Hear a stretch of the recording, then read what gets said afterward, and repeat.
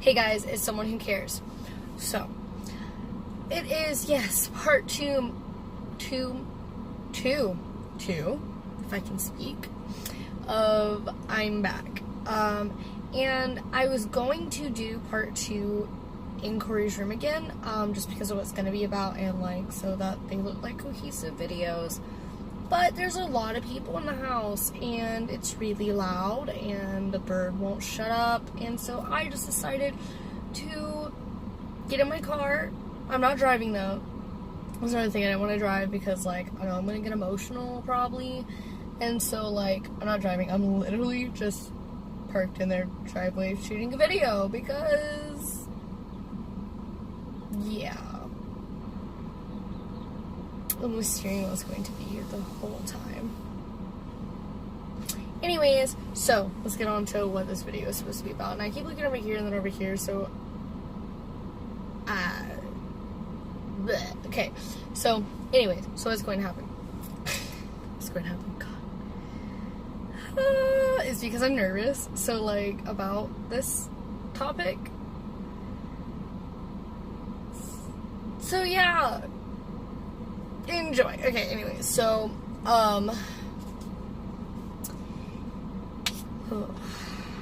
I've been dreading to make this video. Okay, so, like I said before, I'm really sorry, about how long this took. I was supposed to have the part 2 up, and I did video it, like I said, in part 1.5, I did video it. I actually did it on his birthday, and I was gonna upload it, but I just realized, like, how sad it was, and like, it was really sad, and like, it just wasn't, I mean, yes, it was a sad thing, but there was a lot of awesome things that happened that day, and like, I should have focused on them, because, you know, like, Corey didn't focus on the negative, and he didn't focus on the sadness and everything, and that's why I loved him, and like, it just wasn't a good tribute to him for his birthday, and so I really didn't want to post it, so I didn't. And now we're here. So basically, I guess I'll just start. I know there's been a lot of questions about what happened and the wreck and like all that, and so this is basically sort of what this video is going to clear up. I might do a more in-depth one later, but not today. So today is going to be, I'm going to like walk y'all through, and I actually was going to do this video actually driving through where it was happening and like through the story, but I figured that I would break down in tears and freak out and have a panic attack, and let's keep me safe, yay! Okay, so anyways, so what we're going to do is I'm basically going to break down what happened, but with the good things that happened, and basically in my perspective, because I don't know any other perspective, you know, like there wasn't a video going on when like this happened. Okay, so you know, my perspective of that day and what happened that day and how I found out and things like that is what I'm going to go through, and just the really awesome things that God did that day. And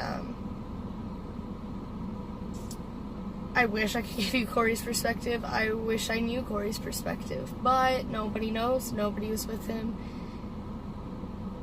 except God, so like, I can't. So I'm gonna give you my perspective and what God did that day, and there we go. So let's get going. Okay.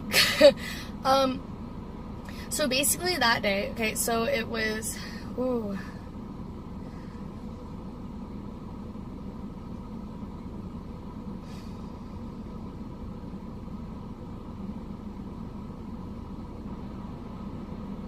so it was April 16th, sorry, when he passed, and so that was a Monday, and basically what was supposed to happen was me and Corey were meeting each other for a job interview. We had a job interview at a place in Sandestin, and we were we were both going to the job interview. at an escape place, which is pretty awesome. But yeah, so the day before, which was a Sunday, me, Corey, I won't name other people, but like two of our really close friends, all just decided to go like have like a fun, awesome day. And like Corey shared like all the stuff that like he's never shared before. We all got to like experience new things with each other. It was a lot of fun. And like on the way home, we just like the spirit fell, and like we were praying and singing, and he prayed over every single one of us and spoke life over every single one of us. And then Monday happened. So that morning we were supposed to actually ride together and go to the interview, but we got in a fight over the phone. And Sunday night was the last time I saw him.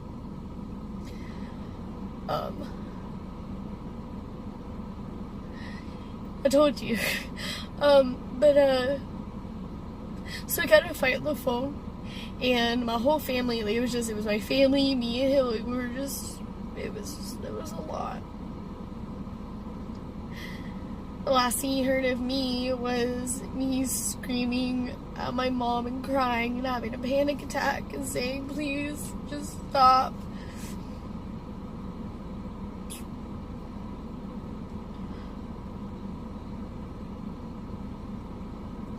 I was still gonna go ride. My dad, like, literally made me not. Like, he was like, you're not allowed to ride with me. You need to do this on your own. And the whole thing was, you know, we're not gonna get, basically the whole thing was that the interview was offered to me, and Corey kind of piggybacked and was like, hey, well, I need a job too. And, like, my dad just got mad. But, so he was like, you need to do this on your own. Well, I was gonna kind of be rebellious and go against my dad and still go ride with Corey, because me and Corey always carpooled. Always carpooled. Okay, we were always in the same car together. And, so, but things kept happening that kept making me, like, I went out of the car, I had to go back in and get something else. I had to go back in the house, like, 4 different times. And if I would have went and met with him to get in the car, I would have been late for my interview. And so I decided to go a different way than he did. He went through town. I didn't, because because it was faster for me to go this other way. And something kept telling me, you need to call him. You need to call him. You need to text him. And I just wouldn't, because I was upset. I was bitter. I was actually texting a friend that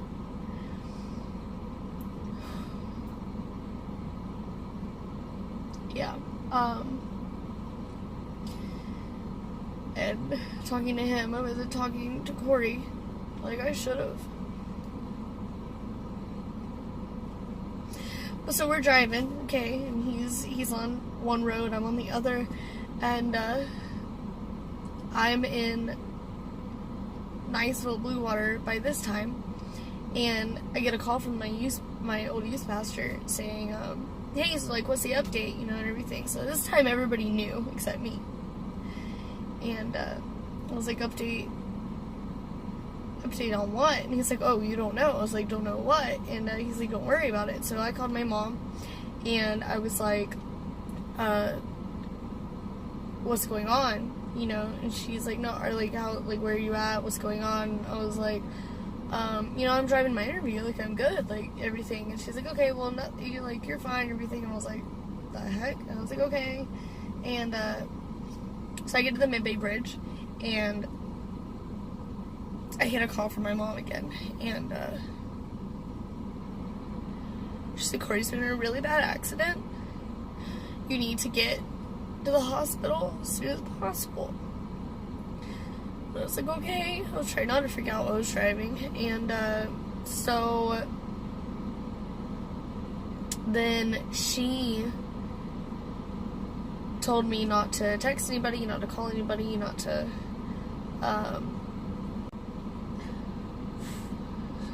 so not text anybody, not to call anybody, basically because everybody already knew what happened, and they didn't want to tell me while I was driving.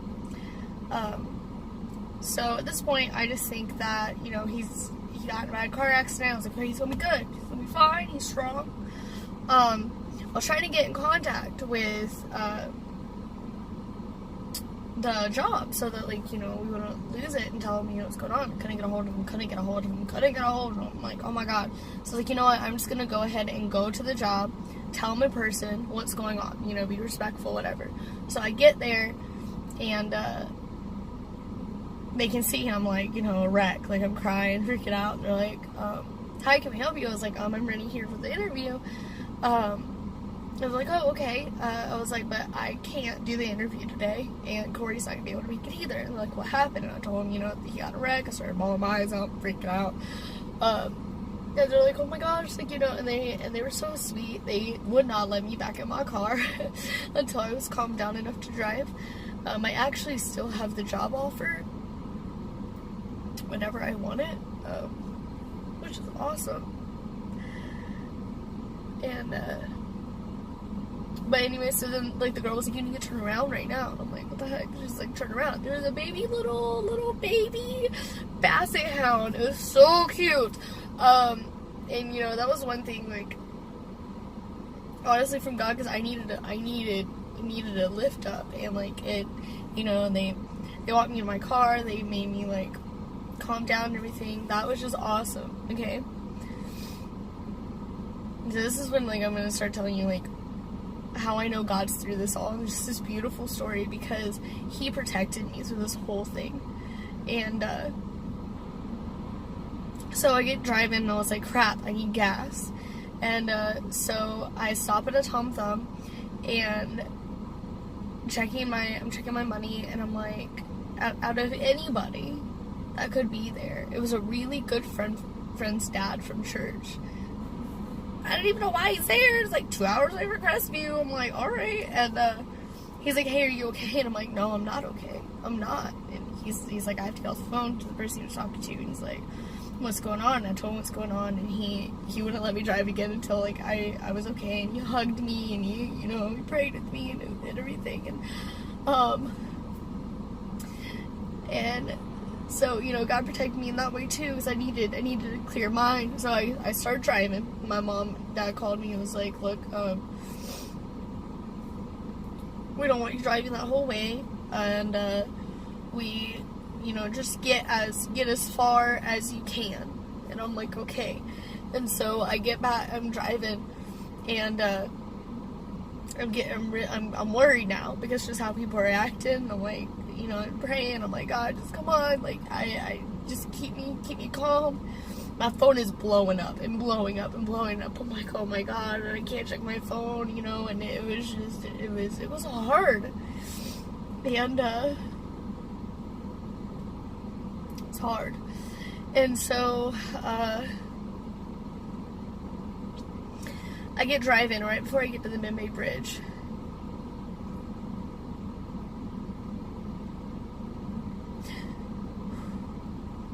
A red car gets in front of me. But it wasn't any red car. It was literally the same exact car as Corey. And it was in front of me the whole entire way from Destin over the Mid-Bay Bridge through everything. It kept me focused. It kept me calm. I was good. I was singing. It kept me focused. And I finally got to the Blue Water McDonald's. And it left. And I went, okay, this is where I need to pull off. So I pulled off at the Blue Water McDonald's. Called my mom, hey, I'm at the Blue Water McDonald's. Can you meet me here? They're like, yeah, we'll be there soon. I'm like, okay. And the reason why the McDonald's is significant is because everywhere me and Corey had our breakthroughs, our, you know, laughs, our really memorable moments was in a freaking parking lot of a McDonald's.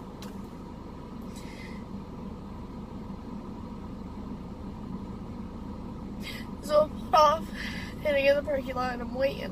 I'm like, I need to know what's going on. Is he okay? What is going on? And I'm calling, and you know, my friend trying to keep me calm, and my parents finally get there, and the song Masterpiece came on, which is what Corey always said, that God was making me no matter what was hard and how broken I felt. God was making a masterpiece. My dad opens my door and he gives me the news. The whole time, Corey was already dead. He was already gone. And he tells me, and I'm telling you, it was a dramatic freaking movie. I was punching my dad. I was screaming no. It's like, all you were lying to me. Because it just felt unbelievable.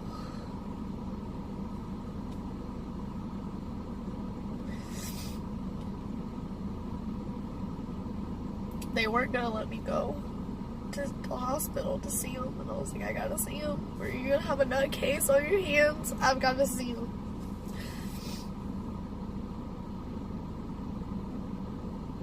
So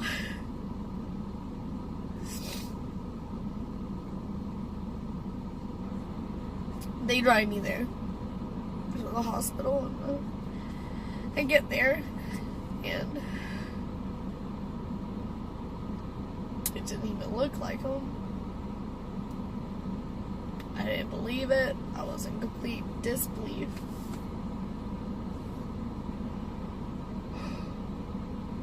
We're gonna stop right there. I'm gonna do his side of it, of what I know. So he left a little bit late because of the fight. He got gas, and he started driving.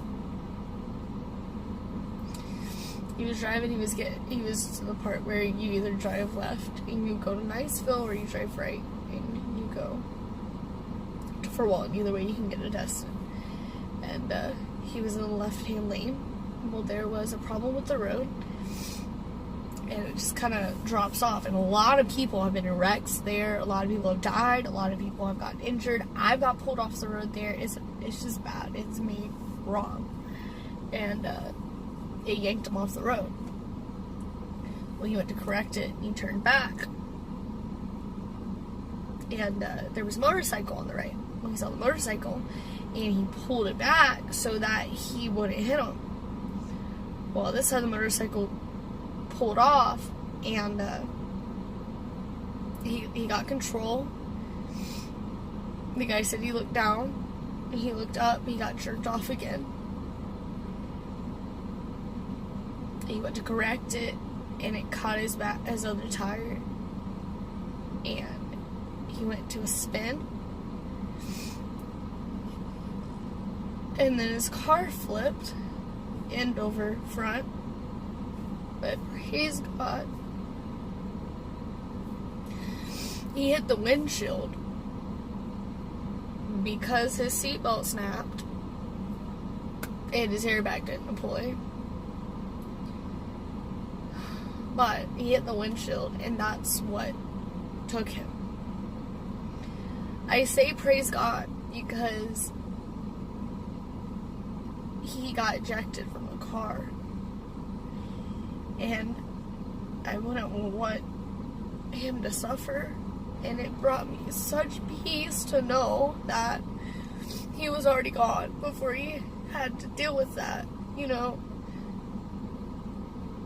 He was dead on scene.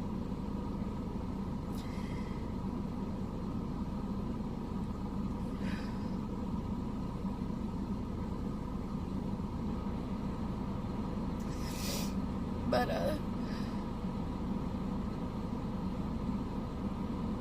not gonna go in any more of the sadness of the hospital. I mean, I saw him. I told him goodbye.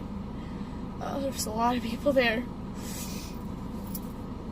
And, you know, people to help and everything. But we're focusing on the happiness. I know I'm crying, but it's emotional. It was only 5 months ago, so, But people were trying to figure out who he was. They couldn't find his wallet. And they were trying to figure out who he was when it happened.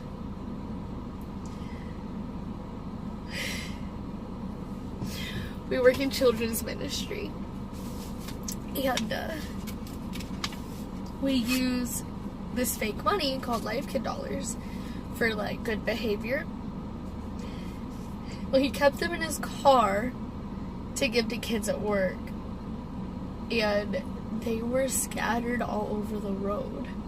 All these blue dollars all over the road. His Life Kid shirts were in here, his cup with Life Point on it, everything.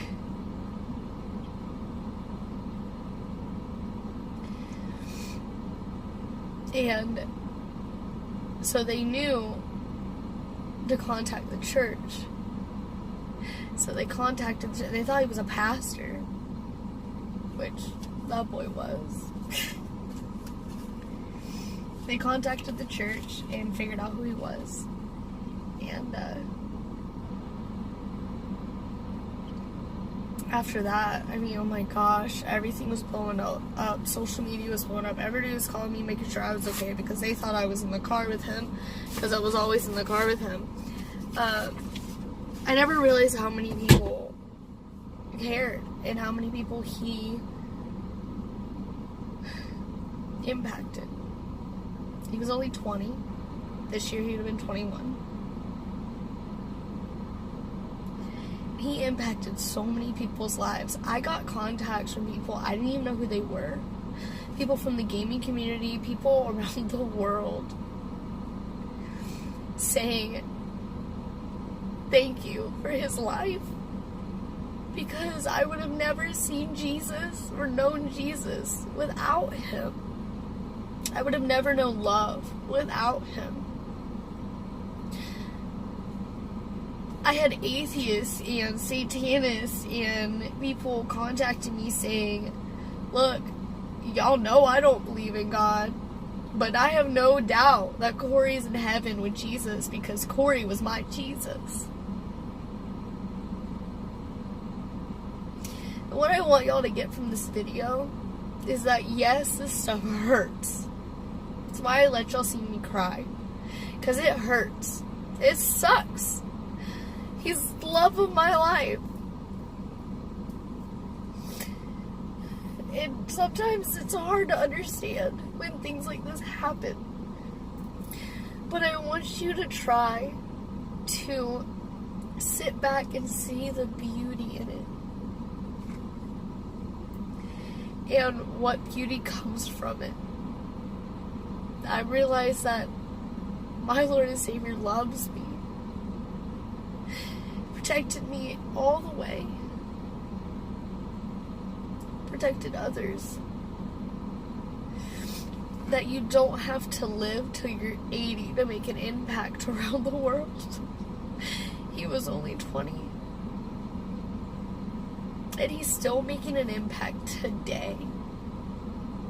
People that I would have never thought to believe in Jesus are believing in Jesus. Are loving people, are just trying little things.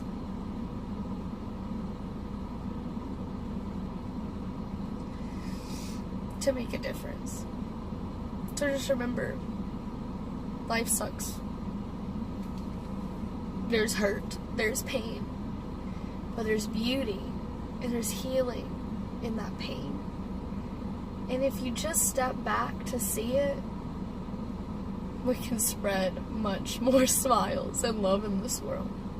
And that's what he did. His goofy, stupid smile. So remember,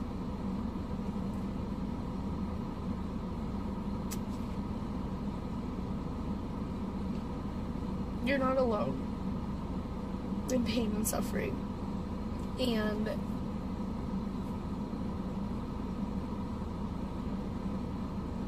just look for that beauty.